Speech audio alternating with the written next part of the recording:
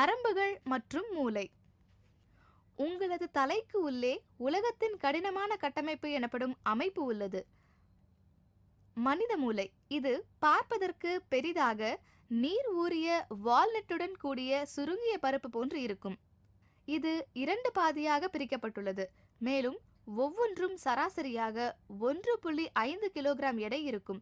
இது நீர் ஊறிய பரவலாக இருந்தாலும் இவற்றுக்குள் பில்லியன் கணக்கில் நரம்பு கலங்கள் இணைக்கப்பட்டுள்ளன.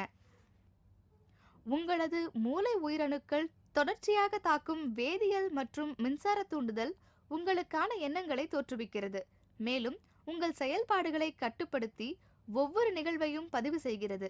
உங்களது உடம்பை மூளையுடன் இணைக்கும் இணைப்பு வழியாக சமிக்ஞைகளை நரம்புகளின் கட்டமைப்புக்கு கொண்டு செல்கிறது அல்லது அங்கிருந்து எடுத்து செல்கின்றது.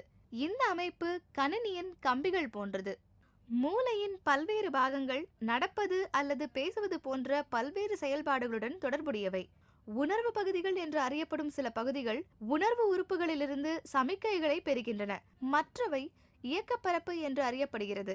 இந்த பகுதிகள் உங்களது தசைகளை கட்டுப்படுத்தி உங்களை இயங்க வைக்கின்றன.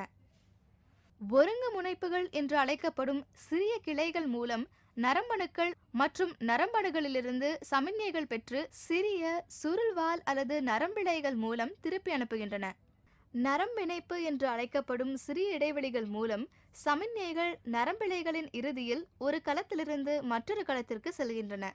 உயிரோடு உள்ள மூளையின் உட்புறம் என்ன நடந்து கொண்டிருக்கிறது என்பதை மூளை ஸ்கேன் ஆராய்ச்சியாளர்களுக்கு காட்டுவதால் மூளை எவ்வாறு வேலை செய்கிறது என்பதை அவர்கள் புரிந்து கொள்ளலாம். இதிலிருந்து ஒரு செயலை கண்டறிதல், அதாவது நீங்கள் பேசும்போது எந்த பகுதிகள் இயக்கத்தில் உள்ளது என்பது பற்றி கண்டறிய அவர்களுக்கு உதவும். உடலில் உள்ள நரம்புகளின் வலையமைப்பு நரம்பு மண்டலம் என்று அழைக்கப்படுகிறது.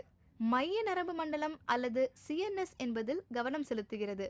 இவற்றில் மூளை மற்றும் தண்டுவடம் போன்றவற்றை கொண்டது. CNS-இலிருந்து நரம்புகள் உடல் முழுவதும் பரவியுள்ளன. Thanks for watching. Please like and share. Don't forget to subscribe us.